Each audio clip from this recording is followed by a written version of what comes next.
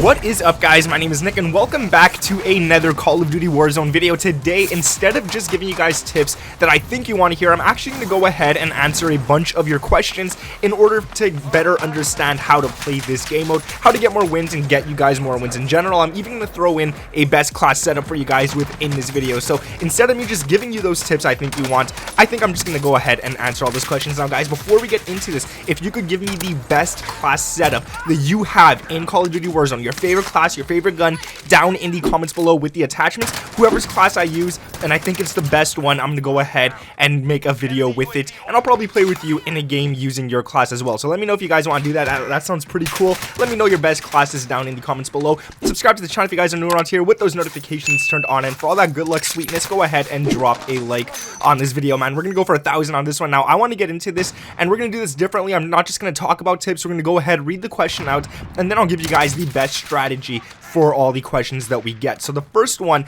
and probably the question I get the most often within this game, is someone asking, what's your main objective before the first circle closes? So this is probably the most important time in the entire match. Like, this and the final circle is what determines the entire game, the first circle and the final one. So first, what I like to do is I like to pick a spot to land that isn't way overpopulated. Like, sure, landing downtown, landing at Superstore, landing at, I don't know, Boneyard, those are all cool places to land, and I do land there, but those require you to get loot fast and really kill people. So I like to pick somewhere that's not really a named location, and I could just rather loot, collect money, collect the gear, collect the weapons, everything that I need, rather than worrying about killing enemies with my pistol and probably going down to the gulag. So once I have enough money, once I have enough of the weapons and stuff, all the good stuff that I need within the game, my next objective, and the main one, is to find a bounty contract. And this allows you guys to see where the nearest team or where the nearest enemy is towards you. So this is really good. You could go, you could attack them,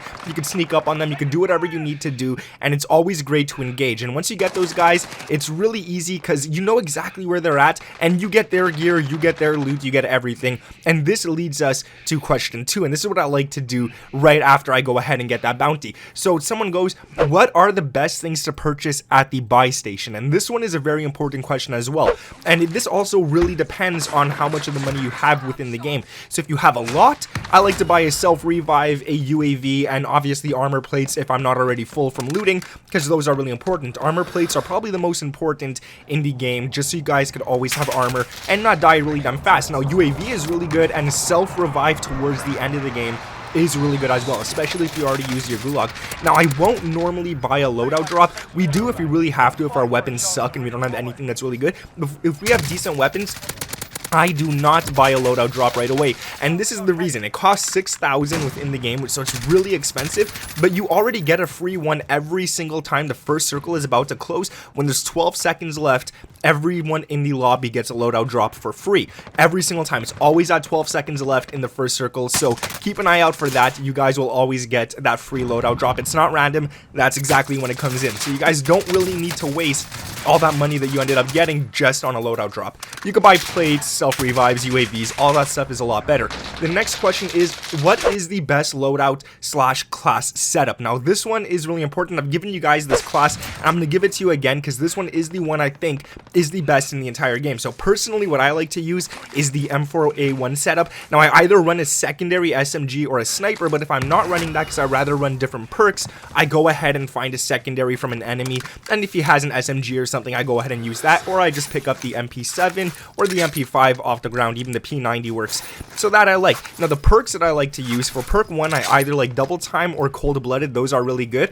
Ghost or overkill, those are really good as well. I'll use overkill if I feel like running my own secondary, but if I don't and I want to be hidden, ghost is really important because it keeps you off the radar if people have a UAV, or even for people who do actually go ahead and use a sensor, a heart sensor. The next one is either amped or tracker. I like trackers, so when I am chasing someone, I see exactly where they go. Now, the M4A1, the muzzle you want to run is the monolithic suppressor, the barrel is the stock M16 Grenadier, the optic is the operator reflex sight, the underbarrel is the commando foregrip, and the ammunition is 60 round mags. That is the best M4A1 class setup. It really does work a lot. Follow it attachment for attachment, and you guys will be doing really damn good.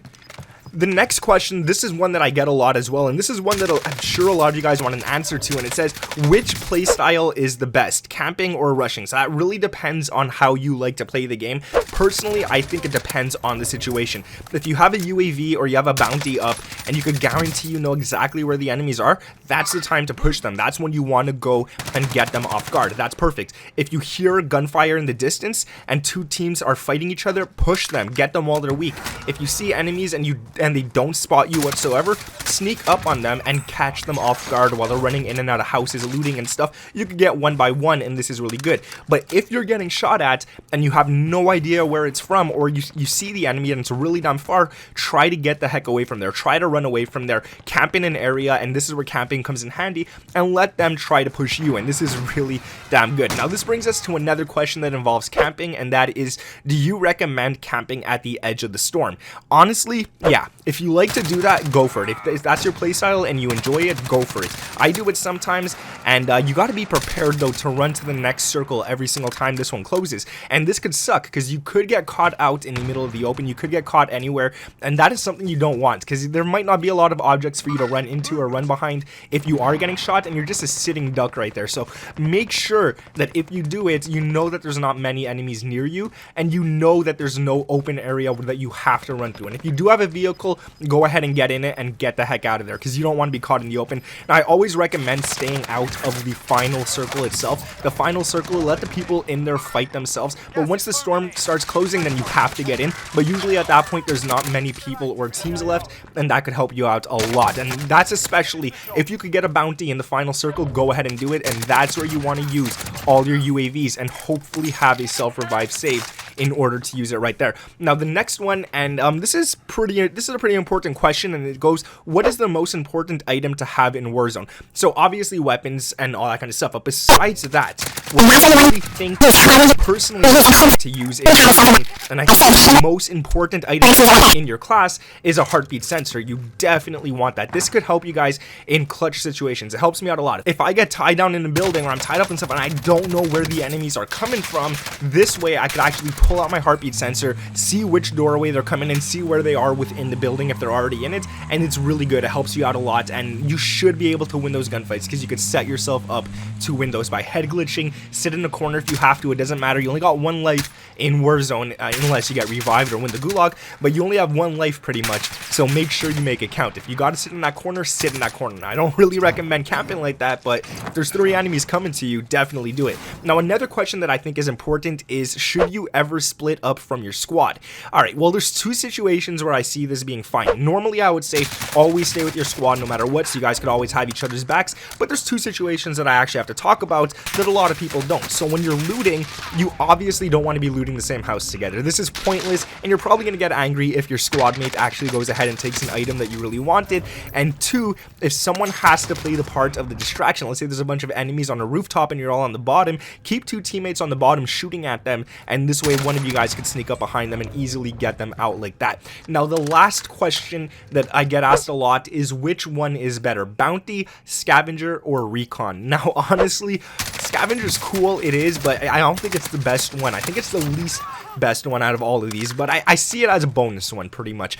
So it's a bonus contract. You get great weapons, you get great gear, great money from this. It's great, but it's also a hassle at the same time. You got to run around to 3 different locations on the map, and this makes you split up from your squad a lot. So make sure that if you are using this scavenger, it's because you really need it. The next one I would say is best is bounty, because you can see where the enemies are and you could push them. And then the last one, or the second to best one I should say, is the recon, because then you could follow the final circle and set yourself up within there to get the enemies. And finding the final circle before everyone else is something that a lot of people overlook, but recon is definitely something you want to be able to do at the beginning of the game. You want to know where it's going to be, where it's at, and all that kind of stuff. Now guys, like I said at the beginning of this video, if you guys could let me know the best class setup in your opinion down in the comments below. I want to pick someone, I want to make a video with someone using their class and see if we could get a dub with it. And everyone in our squad is going to use the exact same class class, and hopefully we could get a dub with that. So guys, let me know down in the comments. Subscribe to the channel if you guys are new around here with those notifications turned on, and let's drop a like. We're gonna go for 1,000